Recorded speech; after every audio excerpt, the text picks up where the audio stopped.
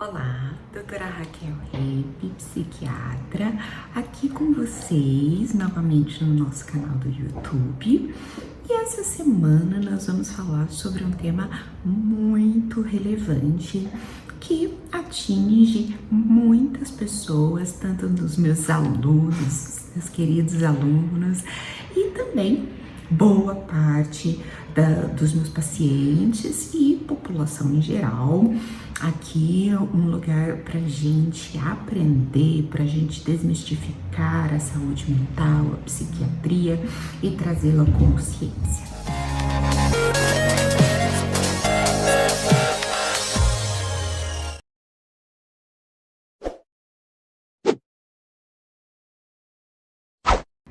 Todos sabemos que a depressão é chamada doença do século. Os números aumentam exponencialmente. Cada vez mais indivíduos têm a doença depressão. Gente, depressão não é falta de vontade, não é que a pessoa não se ajuda, não é que ela deve, como dizem, né, no interior, ter um monte de louça para lavar ou um terreno para carpir. Não, a depressão é uma doença séria. Só quem sente sabe a dor da alma, a dor que essa doença nos traz e que muitas vezes nos torna incapacitantes. Nós não conseguimos levantar da cama, fazer as coisas, dormir bem. Às vezes damos conta de tomar um banho. Existe muita alteração do apetite, do sono, da libido. A pessoa perde o prazer em coisas básicas da sua vida que antes davam prazer. Às vezes ficar com o cachorro, passear no parque, ficar com a família. Coisas que eram prazerosas passam a ser um fardo, um sacrifício. E é muito triste vermos que muitas vezes a família, a sociedade não trata isso com seriedade. E daí o paciente vai levando, achando que aquilo vai passar, que não, realmente eu preciso me ajudar, deve ser isso, e vai deixando de tratar uma doença séria que tem tratamento. E eu digo doença séria porque realmente é. Sabemos que muitos dos casos de suicídio, lembrando aqui, colocando um parênteses, que o Brasil está entre os 10 primeiros países no ranking de suicídio, com números crescendo cada vez mais, está a depressão como causador de suicídio. Triste isso. E ainda em populações jovens que estão começando sua vida, que tem tudo pela frente, que, nossa, entre 15 e 25 anos, os planos da vida estão aflorando e essas pessoas cometem suicídio. Então não estamos falando de uma doença qualquer, é uma doença séria com risco para a vida do ser humano. Causa muito sofrimento. E eu digo, porque eu já tive depressão e eu sei o quão triste isso é e entendo muito bem os meus pacientes. A falta de prazer, a falta de vontade, a tristeza que você pensa, nossa, da onde vem tanta tristeza? Eu tenho tudo, muitas vezes tenho tudo mesmo, mas é uma doença.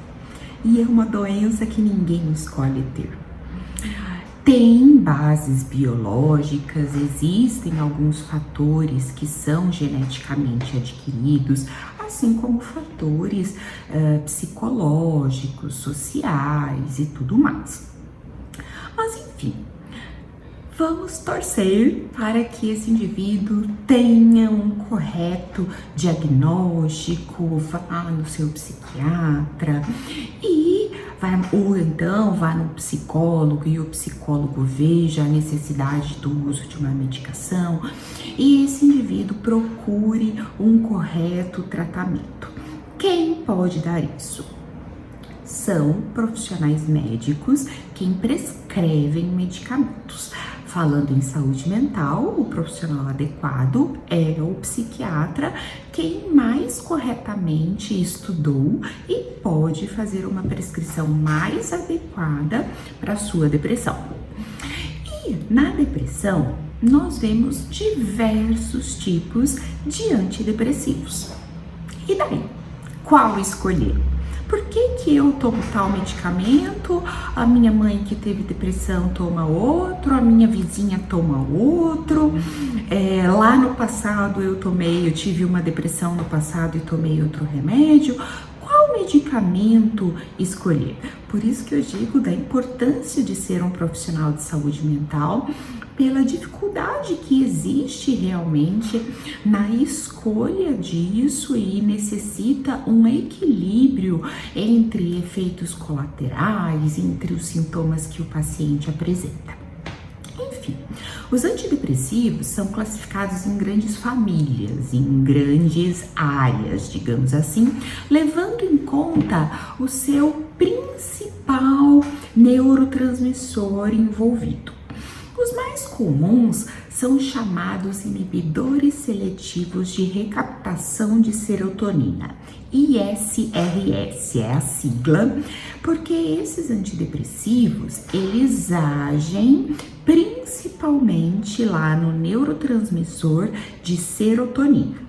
Mas existem também os antidepressivos tricíclicos, são mais antigos, mais cheios de efeitos colaterais que vão agir em um outro neurotransmissor chamado noradrenalina. Existem os antidepressivos dopaminérgicos. Aqui a gente fala mais especificamente da bupropiona, que age em dopamina e em menor quantidade em noradrenalina. Existem antidepressivos que são um pouco mais potentes, que são chamados duais. Duais porque vão agir em dois neurotransmissores principais, a serotonina e a noradrenalina. E dependendo da dose desses medicamentos, eles acabam atingindo um pouco a dopamina. Existem também os que a gente chama um pouco mais modernos, que são os moduladores de serotonina. Entre eles, a vortioxetina, excelente antidepressivo. Outro muito antigo, que realmente nem tem mais nas farmácias, porque causa muitos efeitos colaterais, muita interação medicamentosa, um remédio complicado de se prescrever, que são os imaus, que eles mexem numa enzima chamada monoaminooxidase. E a gente tem daí também outros antidepressivos que a gente classifica como atípicos ou outros.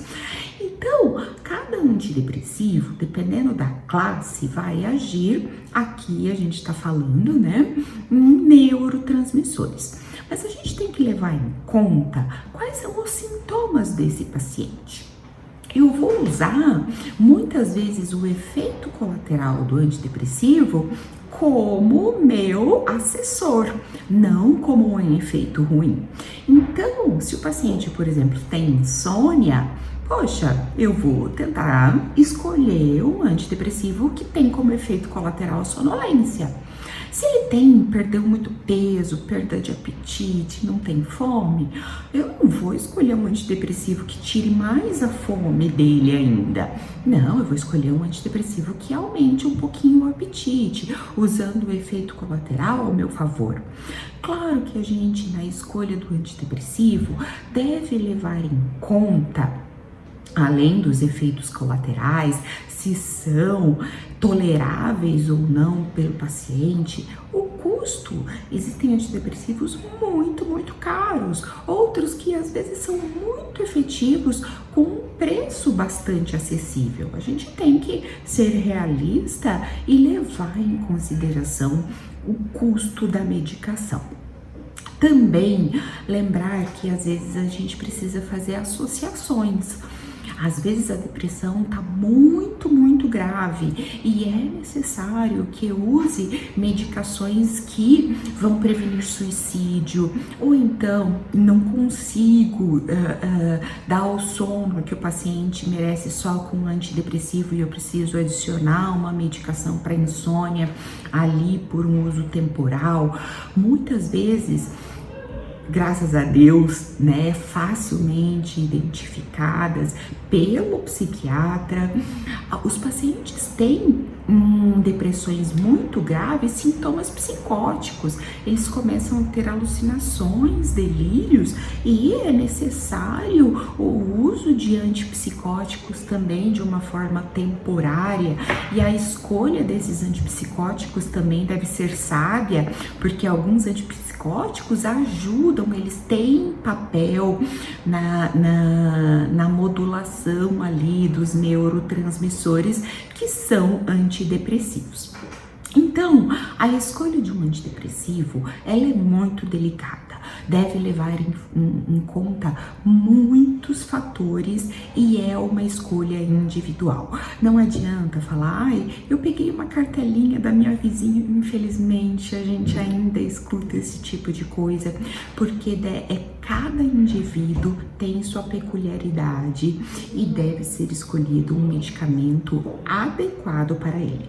Não esquecendo também de medidas não farmacológicas, a realização de atividade física, de psicoterapia, relações saudáveis, enfim, uma série de coisas que não são só o remédio, que são mudança de hábitos e que são primordiais, assim como a medicação na cura da depressão. Espero ter ajudado e vamos falar um pouquinho mais sobre medicações nos próximos vídeos. Até lá!